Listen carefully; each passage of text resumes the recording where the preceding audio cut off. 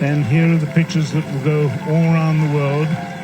Carol was the first woman photographer that was allowed to be on center court at Wimbledon in 1980.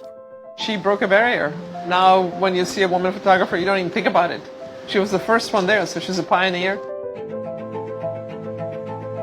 We loved Carol. Carol was so easy to be around. She was completely dedicated to the tour, to taking photographs, getting the best photographs that she could.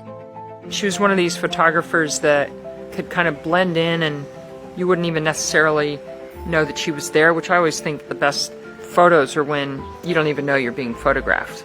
She was one of the few photographers you were happy to see. Most of them you run away from, but Carol was like, hey, Carol, how's it going?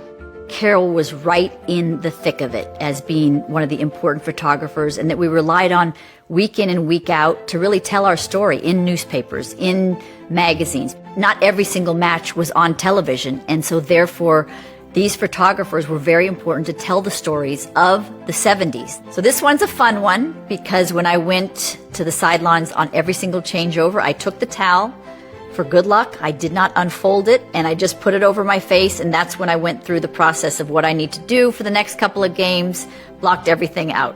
When a photographer can catch the winning moment, the satisfying moment of a big win, and that's one of those situations, finishing very close to the net.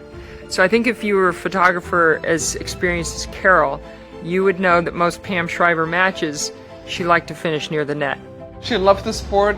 She loved interacting with the players. And look at this photo. The ball is right on the racket. I mean, back then, there was no digital photography. You just hoped to get the right shot. So you had to be really good at what you do. Good job, Carol.